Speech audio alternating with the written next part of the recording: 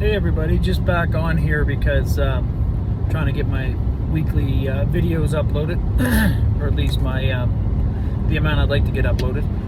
Again, in the truck, so this is going to become a theme for a while until I can figure something else out. Just kind of hectic at my home right now. A lot of people around, well, family members around. My fiance and my two stepdaughters. Every time I sit down to do a video, they seem to appear. So you know, not that I have a problem with doing it, just the noise pollution in the background is distracts me from what I want to say. So I don't know if these videos are helping anybody. Nobody seems to, well, some people have said they seem to be helping them. Other people not so much, and that's okay. I'm not looking for recognition or anything like that, but I just want to see if they're helping anybody, because if they're not, then I'm going to try to take a different avenue, because the message of Christ that's been given to me, I want to give to other people. So I noticed that I did rewatch a few of my videos, or my talks here, like I'm doing in the truck, and a lot of them are focused. It seems to be a little bit more on the enemy than I would like. Again, getting asked a lot about that, so it's kind of why I've been focusing on it. But I also don't want to take away from the message that I'd like to convey to everybody that's interested in it. You know, the message of Christ is what it's all about, and to me, that means that if you're willing to follow Jesus Christ, follow him. It's not going to be a picnic, you know. It's not going to be like, it's not going to be all sunshine and roses. Some days are going to be really tough. Some days are going to be even tougher than tough. Some days are going to be good. Some days are going to be great. But you know, Jesus Christ did not promise us you know, a bed of roses, so to speak. I mean, that's kind of a weird analogy, but it is what it is. And he did promise us that there is salvation, and there is redemption, and there is forgiveness for everybody who decides to turn to him. Recently, I had a friend of mine. Well, he's a friend, a little younger than I am, but he's a guy that I grew up with in my hometown, and you know, I worked with him many times. Saw him become a boy to a young man to a man. He has a couple kids, had a wife. Became a journeyman in his trade, which was plumbing. Worked like just a machine, and a hell of a guy. He has a lot of mental disorders. What I mean by that is ADHD, for example. He has that, so he was on certain medication to help him control that, with Ritalin, I think it was. But he was able to harness that, you know, energizing, and use that for his work, use that for his kids, use that for his wife, and or his fiance. I'm not sure if they were married or not. Actually, it might have been his wife. But he was great, a good guy. I used to train him in jiu-jitsu and judo and boxing years ago. He'd come down and to the club I had, and one of the best students I had, just a sponge for knowledge or learning. You could teach him, very coachable, awesome guy, had a world of potential in front of him. But he went the other way. The enemy decided to attack him, take away his happiness, and he started getting into drugs, and started to, you know, kind of give into that. Went into a life of crime, lost his family, gonna lose his freedom. There's a warrant out for his arrest on many things that he's done, which is unfortunate, because you know, that's the enemy doing that to him. But my point to that story is Jesus Christ can forgive him. Jesus Christ wants to forgive him. He wants to take him back into the fold, so to speak. He wants to redeem that man. And I've spoken to him about Christ in the past. You know, he knew me before I came to Christ. He knew me as a drunken loser. And I say drunken loser because that's how I was. Not everybody that drinks is a loser, but I certainly was. And he kind of saw a change in me, but I don't think he quite understood it. So he kind of just, you know, initially was making fun of me, picking at me, you know, whatever, like your friends do. And okay, I understood. I was trying to meet him where he was at, but we kind of distanced ourselves from each other, not intentionally, just he went one way, I went the other. Matter of fact, I went the exact opposite way. I'm working towards law enforcement and criminology and things like that, so different roads for him and I. But my point is, Jesus can forgive him just as easily as he can forgive me. So you know, if he was willing to accept that, he might be on the path that I'm on. I don't know, maybe not like not the exact path that I'm on, but as you can see, my life is changing for the better.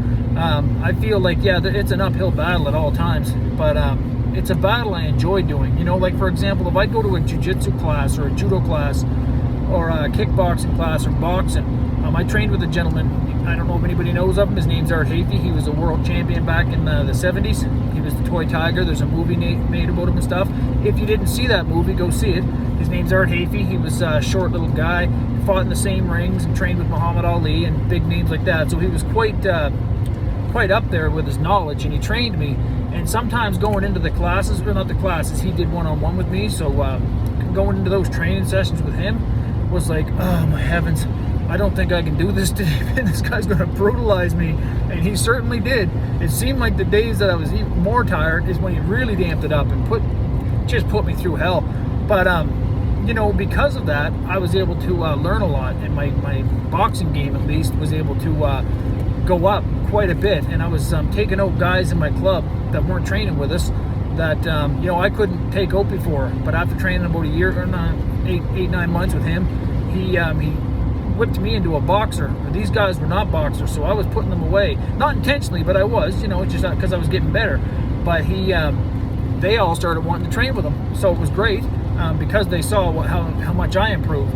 So that's not to the reason why I'm telling you that's not to brag, but without that man, I couldn't have done that. Number one. Number two, it allowed me to realize that to get to where I want to go, I have to go through some pain. You know, I have to go through some torture. I have to go through some really tough days, and that's how it works when you come to Christ. There's a goal in mind. You know, the goal is to be with Christ in heaven, to not be in hell with the enemy. So focus on that love. You know, put yourself in positions that you know Jesus Christ is going to be there with you, and understand that you can't do it alone. You know, I couldn't learn how to box alone or learn how to train alone, like as far as becoming I wouldn't say an elite boxer, but at least you know, a much better boxer than I was without Art Hafey. Not that I'm comparing him to Jesus Christ by any means, but what I'm saying is we need people to help us. We need people to be there with us to get us through these days that are really tough. And that's exactly what Jesus Christ wants us to do, and that's exactly where Jesus Christ is at. So understand the gospel. It's a gospel of love. It's a gospel of hope. You know, it's not a gospel of I can use this to my advantage to judge other people, to bring other people down, to hurt other people by saying that God's, you know, he's a loving God, but he's a just God. He's going to send you to hell unless you do everything he says. You know, it's not like, I heard a saying one time that it's like God loves me so much that if I don't do exactly what he says, he'll send me to hell. Don't listen to that. That's not how it goes. God does love you so much. God came down here in the man Jesus Christ and suffered a way that we couldn't even imagine. We might be able to imagine it and kind of, you know, understand it a bit if you're watching certain movies, but it doesn't do it any justice. You know, with that man suffered in a way that you and I don't think could understand. I know I couldn't do it, and thank God that he did it. So you're trying to tell me that he only loves us if we love him back? No, he actually loves us more than we could understand. So follow him, understand that he loves you more than you could understand, and you know, he is a just God. I'm not saying that he's not, but just in the way that he gives us what we ask for. You know, he provides what we need. If we decide that we want to be separated from him, we need to have our freedom. We need to choose our own free will and our own path. He's going to allow that. And that's what a loving God does. You know, a just God would do that. How could he be just if he decided to dictate every single thing we did in our lives? It wouldn't make sense to me. I don't know if it makes sense to you. Now, the people out there that are going to argue about that, okay, argue about it. I don't care. But I can tell you right now that he is a loving God, and he changes people. If he could change me, I know this is cliche, but if he could change me, I think he could change most people. I can't say he could change everyone. Well, he could have given the opportunity, but a lot of people don't want to change. They enjoy having their, you know, their drink, their drugs. They enjoy having this and that, whatever they might want to have. I don't know if they enjoy it, maybe momentarily, but ultimately, from what I see working at a homeless shelter, they don't enjoy it. I think that those people are desperate to get out of it, but because it's such a powerful addiction or a powerful entity, whatever you want to refer to it as, it's damn hard. You know, for me to quit drinking, I don't know if I was an alcoholic. I know that I was a person that abused alcohol. I know I was a person that shouldn't drink, but I mean, I quit. So just one day, no DTs, no struggle, just nothing. So that could be divine intervention too. I'm not sure. I like to hope, or I like to think anyways, that it was divine intervention, because being a man who woke up every morning and reached for a bottle. And when I talk about a bottle, I'm talking about a bottle of vodka and a glass of or a bottle of water to go with it so that I could chase it down because it burnt my throat. And I'd go through 2 of those probably before dinner time, and then finish it off with maybe a dozen or more beer. Not every day, but yeah, probably 5-6 days a week. To be able to do that and then quit one day with no medical issues, no struggles, and not touch it since, and not want to touch it since, and not get angry because other people can do it and I can't. I think that's probably divine. Again, I could be wrong, but I certainly hope it is. And excuse me, just drinking a Tim Hortons coffee. Probably the best coffee you'll ever drink if you're ever in Canada. And not trying to promote Tim Hortons here, but I'm promoting Tim Hortons. They're great. So yeah, that's pretty much where I'm at. There's more I'm going to talk about with the love of Christ and not so focused on the enemy. But it seems that you guys seem to, respond a little more when I talk about the enemy, which maybe you might want to reconsider what you're responding to and what your interests are at, and where your interests are at. And I'm not trying to scold anybody because I focus on the enemy myself, probably more than I should, because he attacks me so much. I'm not focused on somebody that's not attacking me as much, but I am trying to focus my energy where it belongs, and that's on Christ and my walk with him. And I'm doing these videos because Jesus Christ has put in my heart to do this, or at least the Holy Spirit has put in my heart to do this videos for you guys. And why, I don't know. Maybe there's that one person out there, or several people out there that need to hear it from somebody like myself. I'm nobody special. I'm just a regular guy. But I feel like he wants me to do this. So how do I deny that? He saved me, so why not save you guys? For the person that's listening to this, let him save you, okay? Because he wants to save you. And it's you who's stopping the saving, not him, you. That's not to scold you. That's just to let you know where you stand. If I was training somebody in a jiu-jitsu class or a judo class, like I used to be a coach, I would say the only person that defeats you out there is you. If you go out there and you don't try, you're going to lose. That's as simple as that. Now, you can go out there with fear because everybody's afraid, especially afraid of losing, especially when you've already fought a person that maybe they can beat me. But if you don't go out and try, you're going to get beat. You're going to lose already. So I've told that to my students. I've had my instructors tell me that. My old school instructors, they were pretty brutal on us. We had to tone it down a bit since those days. But, they made me what I was. I was champion of my division several years running. So, but I give that credit to the instructors that I had and my teammates. And, my love for the sport too, my drive for that. So I use that now, that competitiveness, that drive, that love was, I direct that towards Christ now as much as I can. I'm still human. I still have a lot of things that pop into my life, running a business, having a family, working at a homeless shelter, trying to finish school. Those things distract me. But I always say to myself, okay, well, focus on Christ now. You don't have to pick up the Bible to focus on Christ. I feel like that's probably a good option, but you don't have to. You can lay in your bed, you can stand in your shower, you can drive in your car, you can walk down the road, you can take the garbage out, you could sit in your living room, your kitchen, whatever, and talk to Christ. Like I'm talking to you right now. This is how we want you to communicate with him. This is not me putting words in Christ's mouth. I feel like Christ is telling me to say this.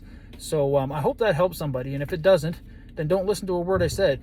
But if it is helping you, if it is planting that seed in your heart where you feel like you're going to maybe, okay, what's this Christ deal all about? I want to kind of get to know him. Then do that. Stop letting the enemy pull you away from that and distract you, because that's exactly what he's trying to do. And he's going to continue to do it. Even when you do decide to come to Christ, he's going to pull you away as much as he can, because that's what cowards do. They don't want you to have something that they can't have, or that they did have and lost, whatever. So I hope that helps, and if it does, comment and share this video, because I think it's going to have to help everybody else, or at least I'm hoping that it'll help anybody else. And if you subscribe to my channel, that's cool. If you don't, I don't know exactly how that works. I think the more subscribers I get, the more the algorithm of YouTube will put my videos out there for other people to see. So if that's something you could do, great. If not, if you don't want to subscribe, that's okay too. But, God bless everybody, and I hope it helps somebody, okay? So have a great day, and talk to you again.